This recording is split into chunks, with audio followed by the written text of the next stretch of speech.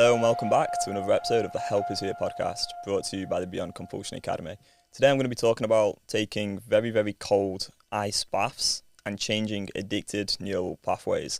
Now, before we get into all of this, I do want to make it very, very clear. These two things are completely separate, and the only reason I'm bringing up the ice baths and cold water and all of this sort of stuff is to provide an analogy. Now, if you want to actually change your addicted neural pathways correctly, if you want to overcome porn addiction in the right way, it's going to be essential to focus on the neural pathway of compulsive desire. You know that moment where you're like trying your best to overcome this problem, but the addicted part of your mind, there's this part of your mind that's just going, to hell with it. All I want to do right now is give in. You know, one look isn't going to hurt. I can just scroll on Instagram, or maybe if I just have a quick peek over here, then that's going to be okay. You know, it's those moments. It's when you've got this desire, these urges, and it feels almost all consuming. It feels like it's going to be here forever. It's in those moments you have an opportunity. You either strengthen or you weaken addicted neural pathways. You either change the roots in your brain or you stay living with these indefinitely, right? Now, a few weeks ago, I'm in Budapest. I'm just out there on a little holiday on my own, right? I like to go on these little solo trips around Europe at the minute, just quite cheap little things on my own and explore these different cities. And I decided to go to this place called Rudas Spa and Thermal Baths, and it was amazing, to be honest. It was honestly the best day I had out there, and I'm enjoying myself in these saunas in the steam room and looking at this beautiful architecture. It's just magnificent. I don't use that word often. I don't really know why I'm using it here, but we go with it. So I'm having a great time, and I decided to take like a cold plunge, like I go into this really, really cold water. And I was in there probably about 15 seconds. I'd seen this like French looking guy in there who'd been sat for about 5 or 10 minutes, and he was just like an absolute like monster at dealing with this cold water. Not me, you know, complete novice. I just couldn't hack it. So I'm out freezing my I was going to say freezing my tits off, but yeah, you know what I mean. I'm just really cold.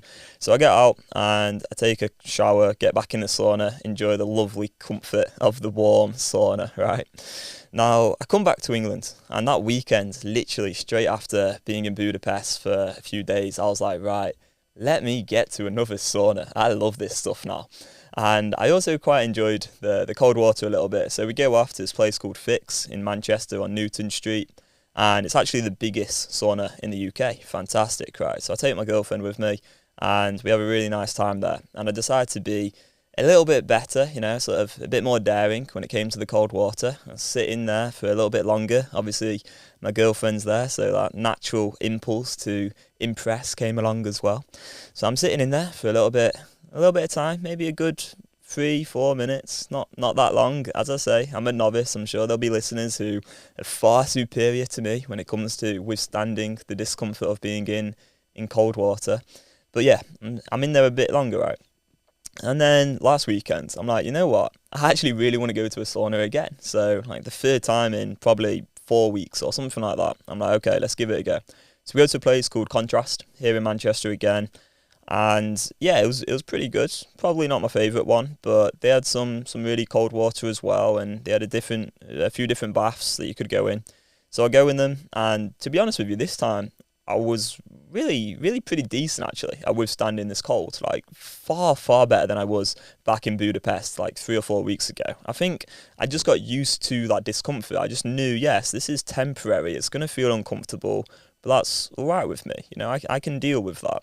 And when it comes to changing addictive neural pathways, there's kind of like a similar thing going on. Like you retrain your brain to deal with that temporary discomfort, but there's a very specific way of doing that, and the education we provide people here at the Beyond Compulsion Academy is really about dealing with the addicted part of the mind in the right way, because there are going to be thoughts which are like, you know what, once won't hurt, but it's like, how do you actually counter that thought with the truth in that moment? And there's going to be thoughts like, I feel terrible, I just want to give up right now. But it's like, how do you counter that with the truth? And again, the truth is, it's like, yes, you do feel terrible right now. Yes, this feels uncomfortable. Yes, this isn't fun in this moment. But the truth is, it's going through this. It's embracing it. It's willingly accepting it. That's actually going to change those neural pathways, because the brain's just got this desire and it wants it, it wants it, it wants it. There's nothing wrong with having that desire. There's nothing wrong with you for having that desire. You grew up in this world, like you grew up in a world where porn is everywhere. You grew up in a world where you weren't even told the consequences of the porn, and your brain's got wired to want it. These neural pathways are in place at this point. And so, yes, if we want to overcome this correctly and for good, and feel good about staying stopped for good, and I've said for good a lot of times there, but this is important because permanent mental freedom is possible. And if you want that for yourself, yes, discomfort is going to be required, and you can retrain your brain to deal with that discomfort. And what happens is the more you deal with it in the right way, correctly changing those neural pathways, that discomfort is going to lessen, and you're going to experience it less and less over time. However, the alternative, the opposite of this, is also sort of true. If you do not train your brain to deal with discomfort in the right way, what's going to happen is this discomfort is going to persist and persist. And we work with guys who've been in this addiction for decades and decades, and they've been fed lies by the mainstream sort of people talking about this problem. The people with the millions of subscribers on YouTube, the people who have these massive followings who say relapse is part of recovery. They've been told lies that what you want to do is install blockers. What you want to do is remove your triggers. What you want to do is learn how to deal with your emotions in a more effective way. What you want to do is go to therapy. What you want to do is deal with your trauma more effectively. But there comes that moment where you have that inevitable moment of compulsive desire. The brain's going to hell with it. All I want in this moment is to engage in my compulsive behaviour. That right there, that's where we change addictive neural pathways. That's the most important moment. And so if you do not have a tool, or you do not have the ability, you don't have the education to deal with that moment right there, well, you're never going to be truly, truly free. You're never going to have that peace of mind, that confidence, that self-trust that actually, you know what? Any single circumstance in my life could come along. I could go through the most tough week ever. I could be incredibly stressed out. And by the way, addiction is very stressful, so you probably will be stressed out. You could go through anything, and with 100% certainty, there's no chance of me going back into my addiction, because I know how to deal with that temporary discomfort. I know it's temporary, and I know the addicted part of the mind's going to try every single trick, every single strategy that it possibly can. It's going to hit below the waist. It's going to do some horrible shit.